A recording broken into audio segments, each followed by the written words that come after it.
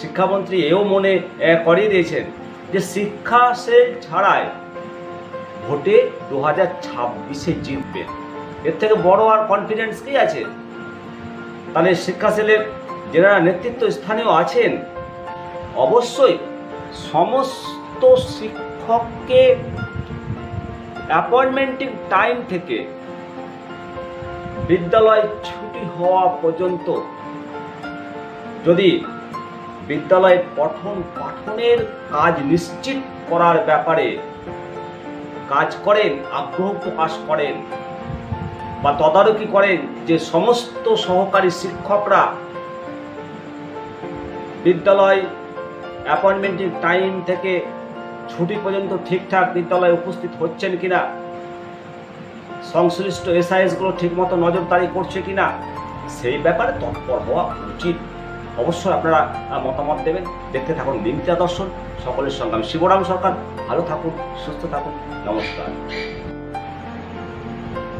ক্লাসে না গিয়ে শিক্ষক সংগঠন করতে বেরিয়ে যাওয়া যাবে না, স্পষ্ট বার্তা দিয়েছেন শিক্ষামন্ত্রী পার্থ বসু। খুবই ভালো একটি সংবাদ, যেটা দরকার, এবং এটা যদি রাজ্যে ইমপ্লিমেন্ট হয় এই বার্তাটা, এর থেকে ভালো কিছু আর হতে পারে না। দেখুন, সংবাদটি অনলাইন ডিজিটাল বর্তমানে প্রকাশিত হয়েছে। বলা হয়েছে যে বাম জামানার মতো সই করে ক্লাস না করে শিক্ষক সংগঠন করতে বেরিয়ে যাওয়া যাবে না। শনিবার বহরমপুরে জেলা পরিষদের অডিটোরিয়ামে তৃণমূলের শিক্ষা সেলের একটি অনুষ্ঠানে হাজির হয়ে একথা বলেন শিক্ষামন্ত্রী পার্থ বসু। তিনি বলেন, শিক্ষকদের আমরা সবসময় সম্মান দিয়েছি, তারপরেও কোনো শিক্ষক পূর্বতন সরকারের সঙ্গে থাকতে চেয়েছেন।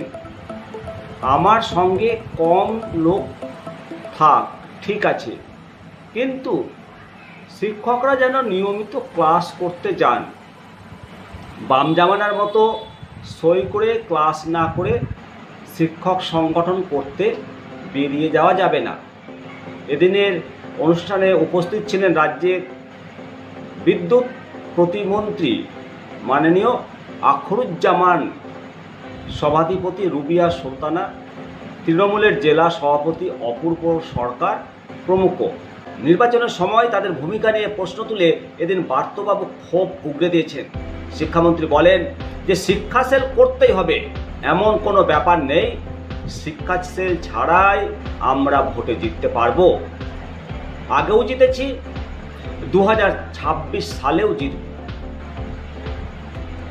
খুব সুন্দর সংবাদ মাধ্যমে যে খবরটি বেরিয়েছে, এটি প্রশংসা করতে হবে শিক্ষামন্ত্রী। কারণ ক্লাস ফাঁকি দিয়ে সংগঠনের কাজ করার নামে বেরিয়ে যাওয়া, এটা চলতে পারে না। তবে বাম জামানার যে কথা বলছেন, বাম জামানা তো বহুদিন আগেই চলে গেছে, আর বাম জামানার শিক্ষকরাও রিটায়ার করেছেন, নতুন শিক্ষক প্রচুর যোগদান করেছেন। দেখতে পাওয়া যায় যে শুধু সংগঠনের কাজের জন্য বাইরে যায় না, ওয়ার্কিং ডে দিব্যি বিদ্যালয়ে না গিয়ে মোটর সাইকেলে ভোঁ ভোঁ ভোঁ করে ঘুরে বেড়ায়। আরও দেখা যায় যে প্রধান শিক্ষক হয়েও শনিবারের দিনগুলো দিব্যি একেবারে হাওয়া লাগে ঘুরে বেড়াচ্ছে। এরকম শিক্ষক শিক্ষিকা একটু চোখ ঘোরালেই নজরে পড়বে। মাননীয় শিক্ষামন্ত্রী যদি এইগুলো বন্ধ করার জন্য পদক্ষেপ গ্রহণ করেন, তাহলে এর থেকে ভালো কিছু হতে পারে না।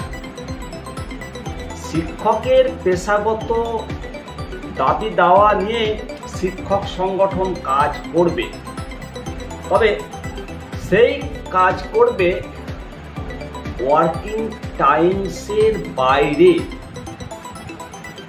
তবে সমস্ত সংগঠনগুলো যে এর প্রতিবাদ করেনি তা নয়,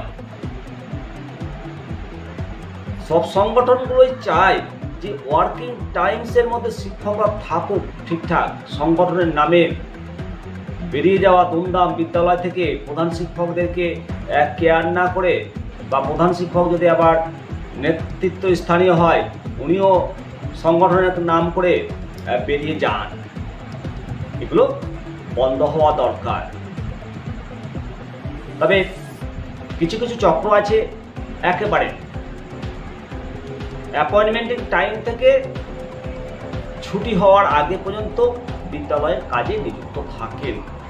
খুব হাতে গোনা এরকম সার্কেল আছে।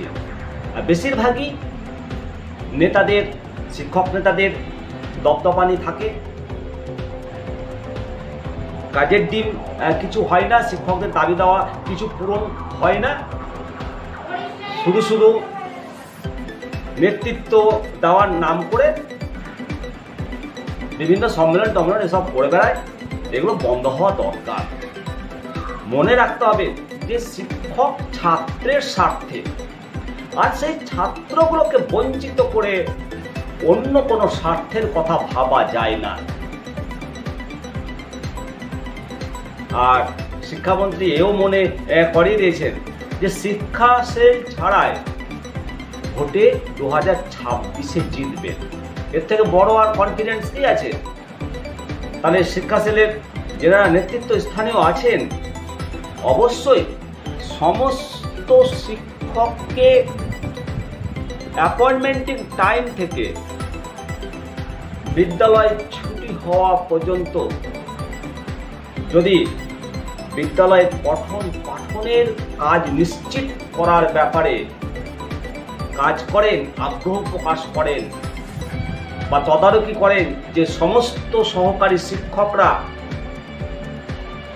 বিদ্যালয় অ্যাপয়েন্টমেন্টের টাইম থেকে ছুটি পর্যন্ত ঠিকঠাক বিদ্যালয়ে উপস্থিত হচ্ছেন কিনা, সংশ্লিষ্ট এসআইএসগুলো ঠিকমতো নজরদারি করছে কিনা, সেই ব্যাপারে তৎপর হওয়া উচিত। অবশ্যই আপনারা মতামত দেবেন। দেখতে থাকুন বিনীতা দর্শন। সকলের সঙ্গে আমি শিবরাম সরকার। ভালো থাকুন, সুস্থ থাকুন। নমস্কার।